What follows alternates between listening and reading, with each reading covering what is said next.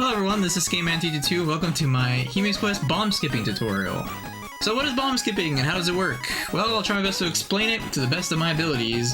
Basically, in the middle of a regular old attempt way back in the day, almost a year ago, from the point of this recording, I accidentally thought I had wing boots equipped, but I actually had bombs equipped, and then I try to, jump over the pit with wing boots, which is what you would normally use to go over pits. I hit B, I dropped the bomb, but then Hime magically went across the pit, and the rest is history. We changed the route, and here we are now.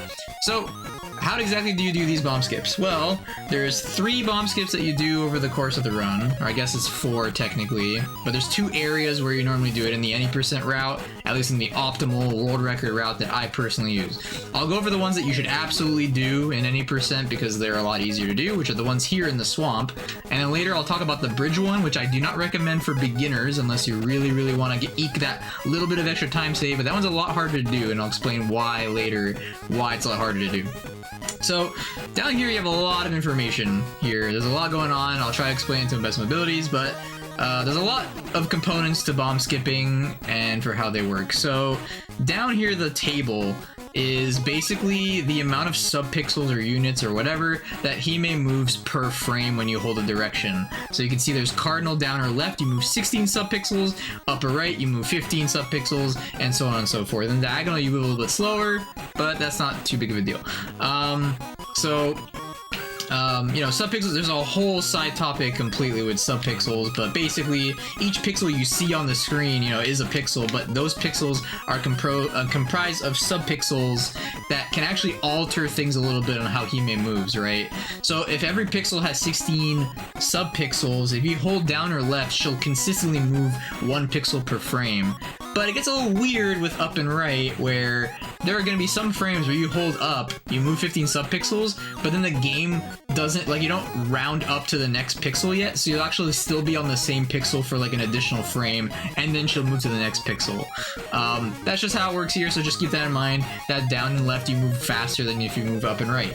So why is this relevant? Well, these first swamp skips that you do here, you're holding left. So they're easier just by, just nature of having a lot more subpixels to work with, because, it takes a good amount of frames to go over these pits, like 20, 30 frames or so. So, I mean, it adds up. That's 20, 30 subpixels, which adds up to 1 or 2 extra pixels of leeway that you normally wouldn't have if you were to hold up or right. And that's why the bridge skip is a lot harder than these skips.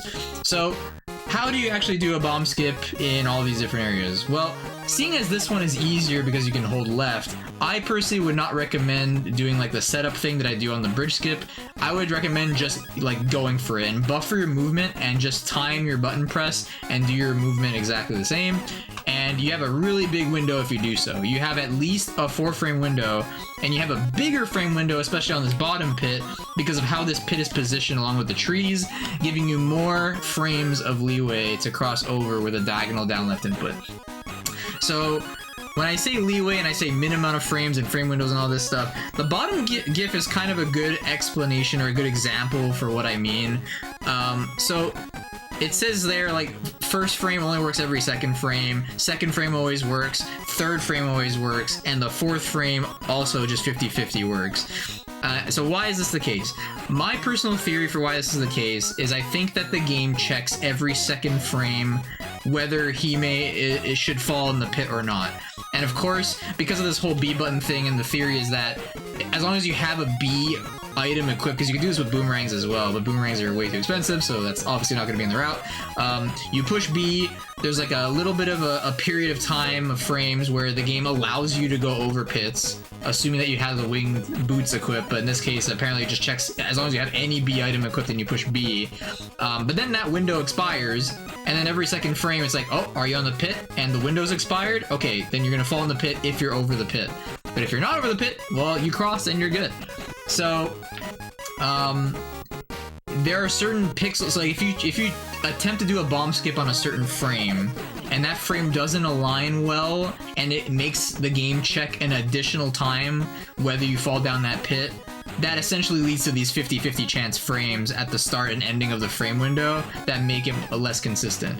So this is why I don't personally recommend doing the setup thing here. You can do that because luckily since you're going left, it's a 2-frame window, so you can line up with either pixel and then, you know, hold left and B at the same time. And then even if you hold left 1 frame early, you're still going to cross 100% of the time.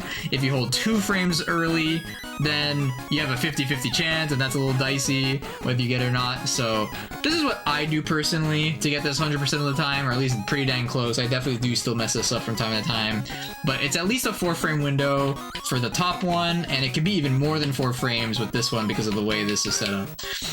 So what I do personally is I do buffered input, so I equip the bombs right away on another screen. So because if you go on this screen, you equip it here, you know, frames are passing, and now the whole alternating frame thing is completely thrown off. So if you buffer down entering this, like you set this up so that the frame window lines perfectly with your movement. So what I do personally is I kind of do like a down left, and a left, and then a down left and B at the same time, and hold down left until I cross over the pit for that bottom pit. And it's kind of like the amount of time between each input is exactly the same. It's kind of like a rhythm. It's like down left, left, down left, down left, left, down left, like that, right? So it looks something like this. You want to enter the screen from the very bottom as you can, because there's a fixed spawn point here. You're always going to be in the middle here. That's why this is really consistent, because you'll always be in the exact same spot when you enter the screen. So enter the screen from as low as possible, and then down left, like that.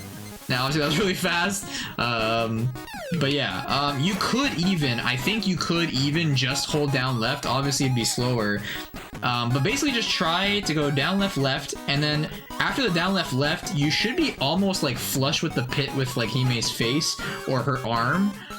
So those are good visual indicators. You can use a lot of different visual cues, but basically just like, think of it as like if you had wing boots, right? Like when would you want to jump over the pit?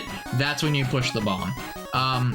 And in this case, you do want to hold down left at the same time as pushing the bomb, because if you look at the chart below, holding down and left are faster than up or right.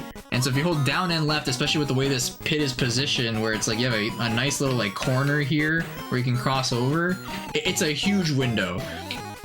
So you could try just holding down left. That also works. Honestly, that might even be easier. It's going to be a little bit slower because of the way movement works. If you hold diagonal across a wall, you're losing more time than just holding left. But, you know, it's pretty consistent. You can, like, you actually have more time to, like, react to Hime, like, lining up with the pit that way. And then you could just push B as soon as she's, like, near the pit, continue to hold down left, and you'll eventually just cross. So that's cool. So then, of course, this leads you to the swamp dungeon. You do the swamp dungeon, you come back. And here, I do not recommend bomb skipping right for 2 reasons. One, if you look at the chart again, you move less subpixels going right, so the window is a lot tighter. And 2, your bombs are pretty tight at that point. You only have like 1 extra bomb of leeway, maybe 2, depending on the route you take. So you want to save your bombs just in case you do mess up any of the bomb skips, right? So you can just fall down the pit, and no matter where you fall in this pit from, left or right, you will always spawn on the right side of those pits. So just fall down the pit, go get your bicep card from Salty, and then you're going to go back left, because now you're going to make your way over to Tenmaru, which is Ito's cat. And since Tenmaru, or the path that way, is to the north, now you'd prefer to go up this way. Now, if you find this pit more difficult, because this is like a 4-frame window at best, you can't do better than a 4-frame window here. You could honestly just do the same pit here and then go the long way around. It's not that big of a time loss, but if you want to be super optimal about it, you can try practicing the movement I do here for this top pit. So this pit is a little bit different than the bottom pit, because you can see the positioning is not as clean. You don't have as much leeway here, and also you don't want to hold up for this pit, because you know, intuitively you think, oh, if I'm holding down left here, I want to hold up left here. But again, look at the chart, you move less subpixels going up, so you don't want to do up movement at all across this pit. You want to only hold left to make sure that this is a 4-frame window no matter what. So what I do here personally, when she spawns in the screen, you can tell she's a little bit like closer to the bottom trees than the top trees. So if you were to just hold up left here, it actually takes a lot longer to reach the trees up here, to the point that like you're basically like flush with the pit as soon as you like are about to hit the tree. So what I do personally is I hold up left until I'm basically around here, you know, like you can kind of just hold up here to like get an idea of how high you need to go. But basically like her feet are just under the pit, or I don't know, like, or you see she's getting close to the pit. Whatever thing works for you. I personally do that. And then as soon as I'm up here, like this, then I swap to holding left, and there's a good amount of pixels before you hit the pit, right? So you don't actually want to hold left and be at the exact same time, unlike the bottom pit where you do want to hold down left and be at the same time. You want to hold left for a little bit, like just a few frames. I think you'd even work with just one frame and then push B and then continue to hold left and you will cross. And it's a pretty big window. A 4-frame window is pretty huge, but it can still be tricky if you're not used to these tricks. But yeah, you just go here and there you go. You just hold left. And you can tell that you probably got it right if the bomb is like pretty much lined up with the pit. I think if there's like 1 pixel in between the pit, that might be the very earliest frame you can do it. Any more than that, you will fall down for sure. So yeah, that's pretty much it for Swamp Skip. Let me do that again. Like that. Okay, so that's it for Swamp Skip. Now let's go to the Bridge Skip, which is a thing I don't recommend for beginners, but we're gonna go over it for the people who really want to save as much time as possible and break down exactly how to get that Bridge Skip as consistent as possible.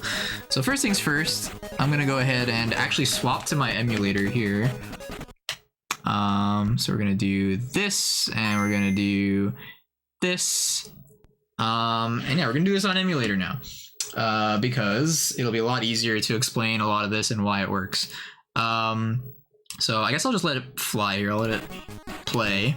Okay, so there's a bunch of data here. There's a bunch of memory address values that I use for my tasks, but this will better illustrate what's going on. So there's an X position and a Y position here, and this is basically the amount of subpixel, like the subpixel coordinates where you are on the screen, right? So if you move 1 frame at a time, I can confirm like the whole grid I was talking about earlier. If you go 1 frame, see I moved up and I moved 15 subpixels. I went from 48 to 33. So because you're only moving 15 subpixels, these 2 pits are actually a tighter frame window. We're talking about there's a 2-frame window where it can work, but there's only 1 frame where it's guaranteed to work. So this is a lot harder to time. If you were to buffer up, you'd have only a 2-frame window, which is not the hardest thing in the world, but I don't recommend it personally, and I'll show you a way to like set it up to make it a little bit easier to do. So what I do is I aim for the pixel that aligns with the frame that makes it work 100% of the time, right? Because the way it works is because of the whole alternating frame thing where it checks the pit, the 2-frame window like shifts like every frame. So there's that middle frame that always works, then the first and third one alternate whether it works or not. So as long as you line up with that middle pixel, it'll always work. Now there are some caveats to this, and there's a catch, and I'm gonna go over everything and what you should do for all these situations. So let's go with the best case scenario. The best case scenario, I'm actually gonna go ahead and like do this with just the Task Studio inputs here. This is Task Studio in BizHawk. This is what I use to make the tasks, and it's also a really good practice tool, and I'll explain how you can do that later on. But this is basically a timeline of frames, and then I can basically say like, hey, you know, hold up for like this many frames, and I can frame advance and line up the pixel. So the pixel you want for this first one is 1 more from here, this one. So subpixel 1838, or in this case, the pixel that you see here is the bottom of her hand lining flush with the start of the bridge. Or you could also look at these 2 brown pixels here between her ponytail and the bright brown pixel. There's a lot of different visual cues you can use, but I think those 2 are the best indicators. And the brown pixels are really good if you can see them, because the same visual cue applies to the top pit. So yeah, I have a CRT TV, so these pixels are very blurry for me. So I just use her hand and her feet for these, but yeah, anyway, use whatever works for you, but this is the pixel you want. So if you lined up perfectly with this pixel without having to correct going down and fixing it and all that, this is gonna work, right? So now if I go here and I say hold up for a bunch of frames and B for a bunch of frames, this is me simulating holding up and B at the exact same time. You have to hit up plus B at the exact same time for this to work. And then this will work 100% of the time. Even if I delay a frame here, I'm going to insert a frame here and say I wait a frame, I'm still going to be able to cross this 100% of the time. No problem. So that's cool. But you have to hit up plus B at the exact same time. And how do you get this consistent? Well, I'll show you the technique I use personally. I'll show it with the SNES, but I'll also do it with my PS5 controller for emulator. But here's a controller, right? Or use whatever controller you have. So there's two parts of this. One part is how you do the frame taps, and one part is how I do the up plus B. So I guess I'll actually reload this back to the start. We'll do this. No. Oh, wait, why did this save? No, I don't want this to save. Hold on, I'm gonna fix this. No worries. Game likes to auto-save, apparently. Truncate. Save. Okay, there we go. Here, I'm gonna do recording mode, so you don't see this right now.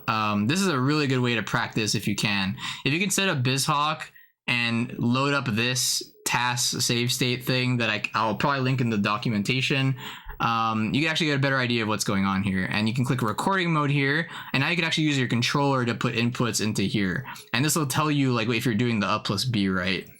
Okay, let me put my webcam back, and I guess I'll just use the PS5 controller here. So we're gonna unpause, and you get to actually see my inputs as I play here.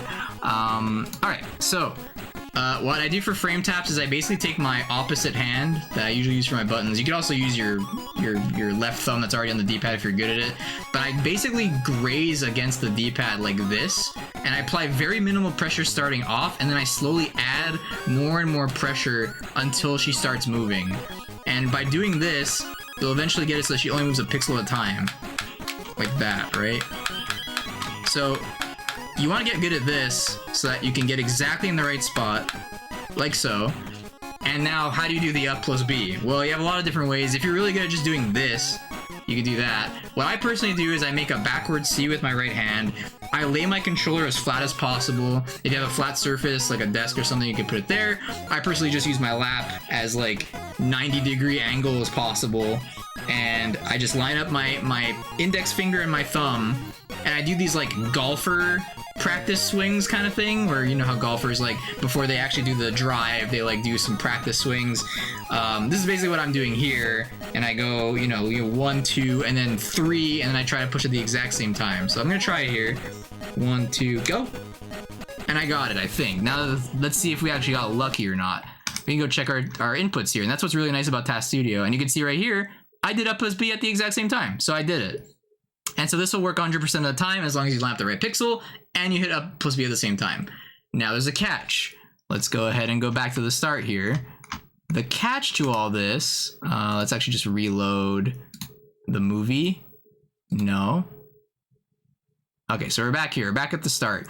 The catch now is, what if you go too high up, right? So if you end up, oh, I gotta go recording mode, whoops, recording mode.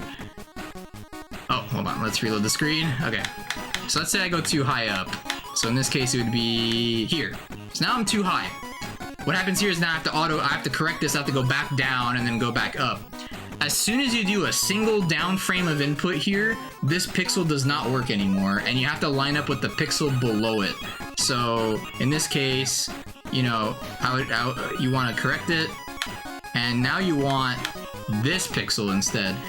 Why? It's just the way the subpixels line up with the frame window, and like, it's hard to explain, but you want to hit this one instead. So if you do, you have two options really. You can either autocorrect for this one, or you can like reload the screen and try again. But honestly, I would say keep going, because you actually do need these down inputs for the second pit. So here in this case, I did do down inputs to correct it, and I'm on the pixel below the other pixel, and I try this. 1, 2, 3, go. And I got it again. And we can check the inputs again. And yeah, we did up plus B at the same time. Sweet. Okay, so that's all fine and dandy. Now, in this case, I did have to do down inputs to correct it. And you actually do need at least 3 down frames to make this second pit consistent. For the longest time, it only took until a few days ago from this recording that, like, I thought that pit was RNG. I thought that was a 50-50 chance, and like, it was a 2-frame window where it alternates whether it's that frame or that frame where it lets you pass. And I thought I had a different, like, you know, a different hitbox or something, and I was completely wrong. It was just due to the way the subpixels line up with this part of the pit, or like with this part of the screen. So what you need to do is at least 3 down inputs, and you can do up to like probably 10 or a dozen or so. and that'll actually make this work 100% of the time, and in the basically the exact same visual cue.